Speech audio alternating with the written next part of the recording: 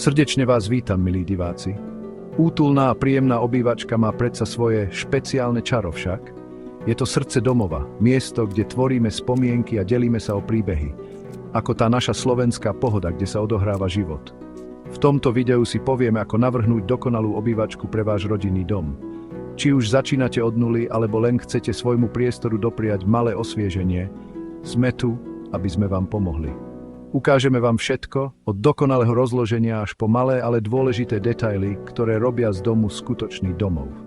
Takže, pohodlne sa usaďte možno s dobrým pohárom jablkového džúsu alebo šálkou čaju a poďme začať. Predtým, než sa vrhneme na vzorkovníky farieb a vankušiky, poďme sa porozprávať o rozmeroch. Pravá obývačka potrebuje priestor na dýchanie. Len si to predstavte, potrebujete dostatok miesta, aby sa vaša rodina mohla pohodlne usadiť okolo televízora bez toho, aby sa cítila stiesnene však. Dobré pravidlo je snažiť sa o aspoň 3,5x5 metrov pre základné usporiadanie. Ak máte viac miesta na hranie, povedzme 5x6 metrov, tak to je tá pravá zábava. Viac priestoru znamená viac slobody pri presúvaní nábytku a vytváraní tých útulných kútikov, ktoré všetci tak milujeme. A nezabudnite na výšku stropu. 2,5 metra je minimum, ale ak môžete, 3 až 3,5 metra naozaj otvoria a prevzdušnia vašu izbu. Navyše, kto by nemal rád dobrý stropný ventilátor, ktorý udržiava vzduch v pohybe. Dobre, keď už sme prebrali rozmery, poďme sa baviť o rozložení a nábytku. Tu vaša vízia ožije. Každá obývačka potrebuje niečo, čo upúta pozornosť. Môže to byť krásny krb, veľké okno s úžasným výhľadom alebo len dobre umiestnená televízna skrinka. Nech už si vyberiete čokoľvek, nech je to hviezda miestnosti. Potom myslite na priechodnosť. Chcete sa ľahko pohybovať po miestnosti bez toho, aby ste narážali do nábytku alebo stien. Nechajte si asi 75 až 90 cm priestoru na chôdzu okolo nábytku a asi 45 cm medzi gaučom a konferenčným stolíkom. A nezabudnite na elektrické zásuvky.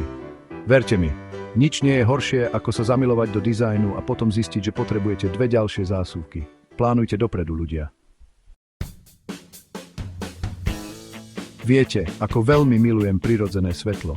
Dodáva to takú teplú a príjemnú atmosféru každej izbe, skoro ako útulná chalúbka na vidieku. Pre vašu obývačku by som odporúčil veľké okná na jednej alebo dvoch stenách, aspoň 1,20 metra široké. Predstavte si svetlé zimné záhrady, ktoré často vidíte v našej architektúre. A ak máte záhradu, zvážte sklenené dvere, aby ste vpustili slnko. Je to, ako keby ste mali kúsok prírody priamo vo vašej obývačke. To stiera hranice medzi interiérom a exteriérom a vaša izba sa bude zdať oveľa väčšia. No, nemôžeme sa vždy spoliehať na slnko však. Niekedy nám počasie nepraje, ako sme si u nás zvykli.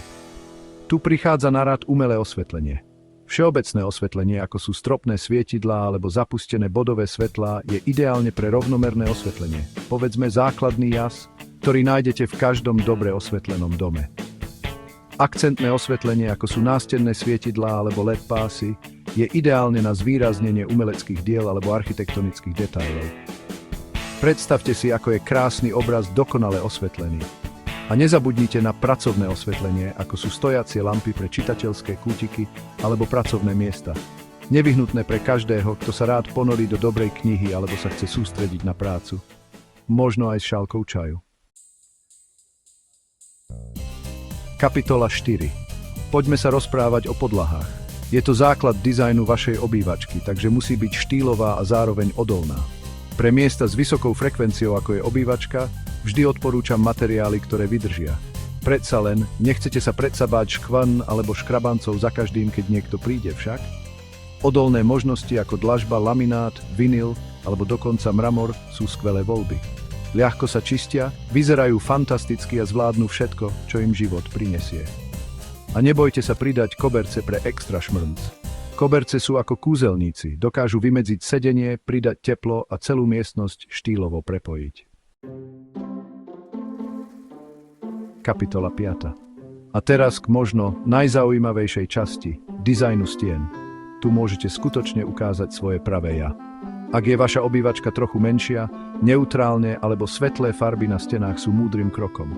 Vďaka tomu bude priestor vyzerať väčší a otvorenejší. Trik, ktorý poznali už naše babičky. Ale nebojte sa pridať svoj vlastný šmrnc. Stenové panely, štruktúrovaná farba alebo jednoducho trendy akcentová stena môžu urobiť obrovský rozdiel a dodať miestnosti ten kúsok extra útulnosti. A nezabudnite na praktickú stránku. Potrebujete priestor pre veľkú TV skrinku? Chcete zavesiť umelecké diela alebo rodinné fotografie? Alebo potrebujete police na knihy či všetky tie drobnosti, ako to nazývame v Holandsku? Kapitola 6. Poznáte ten pocit, keď vojdete do miestnosti a vzduch je svieži a čistý? To je kúzlo správneho vetrania.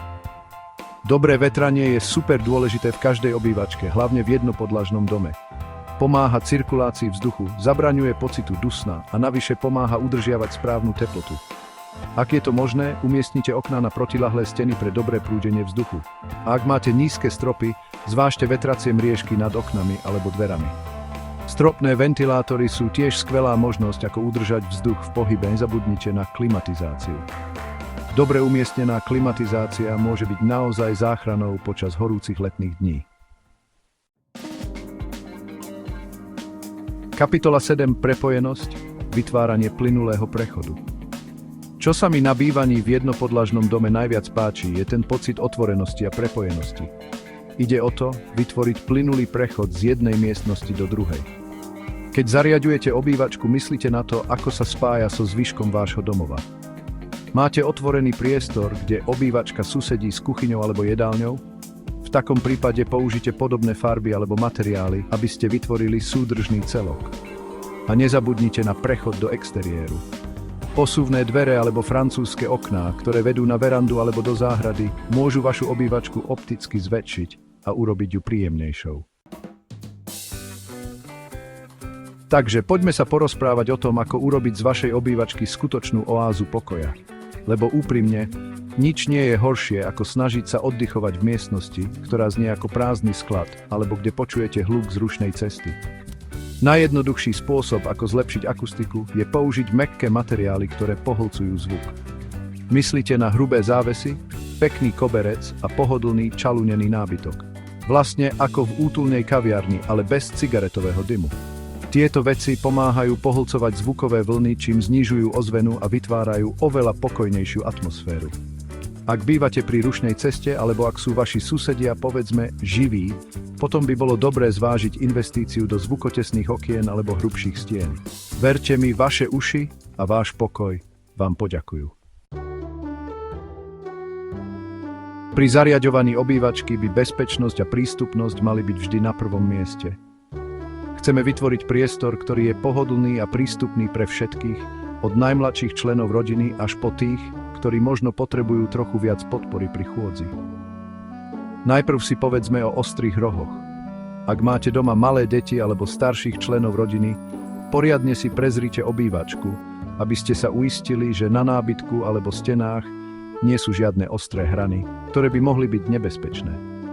Myslíte na bezpečné zariadenie, aké často vidíte v slovenských rodinách s malými deťmi.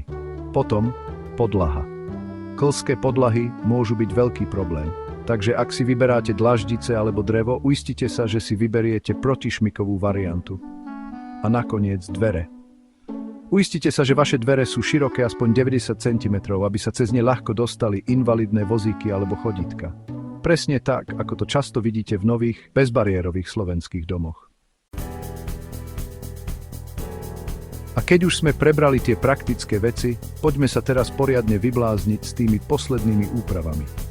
Pamätajte, sú to maličkosti, ktoré robia z domu domov presne ako útulná ranná kávička. Ak máte malú obývačku, nebojte sa myslieť vertikálne, presne ako vysoké paneláky. Vstavané police alebo plávajúca TV skrinka uvoľnia podlahovú plochu a miestnosť bude pôsobiť väčšie. Spomeňte si na šikovné skrinky z IKEA.